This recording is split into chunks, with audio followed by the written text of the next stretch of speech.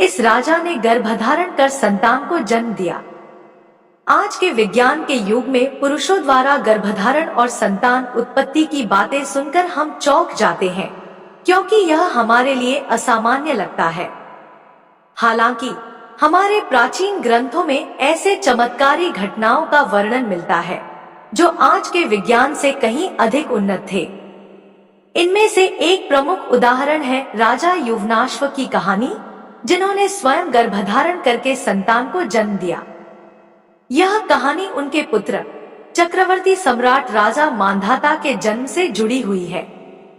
राजा युवनाश्व की कहानी रामायण के बालकांड में गुरु वशिष्ठ द्वारा भगवान राम के कुल रघुवंश का वर्णन किया गया है।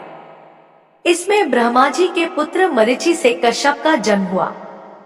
कश्यप के पुत्र विवस्वान, फिर विवस्वान के पुत्र वैवस्थ मनु और उनके 10 पुत्रों में से एक इक्ष्वाकु थे।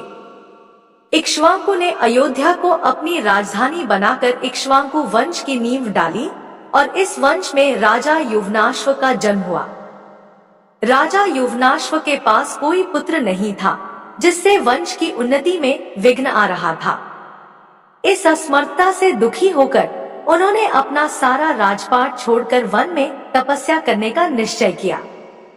जंगल में तपस्वी जीवन जीते हुए उनकी मुलाकात महर्षि च्यवन से हुई। च्यवन ऋषि ने राजा की संतान प्राप्ति के लिए इष्टि यज्ञ शुरू किया। यज्ञ के अंत में च्यवन ऋषि ने एक मटके में अभिमंत्रित जल तैयार किया, जिसे राजा की पत्नी को सेवन करने के लिए दिया गया, ताकि वह गर्भधारण कर सके। यज्ञ के बाद सभी ऋषिमुनि थककर सो गए और रात्रि में राजा युवनाश्व को भयंकर प्यास लगी। राजा ने कई बार आवाज लगाई, लेकिन कोई उन्हें नहीं सुन पाया, क्योंकि सभी गहरी नींद में थे।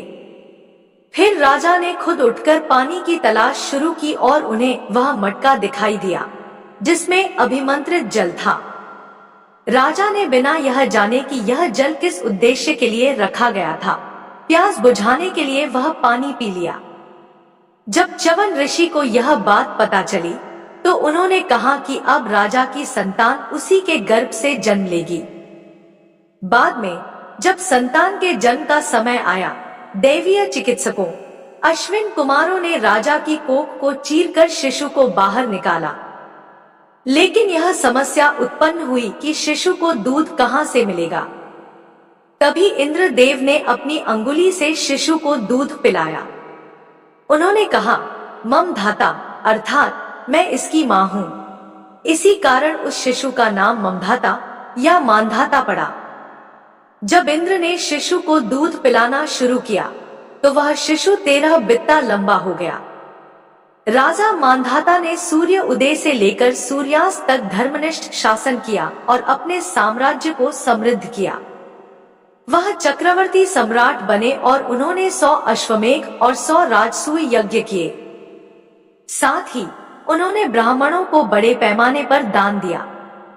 लंबे समय तक धर्म के अनुसार शासन करने के बाद राजा मांधाता ने भगवान विष्णु के दर्शन करने के लिए वन में तपस्या करने का निर्णय लिया। उन्होंने विष्णु के दर्शन किए और फिर वन में अपने प्राण त्याग कर स्वर्ग की ओर प्रस्थान किया।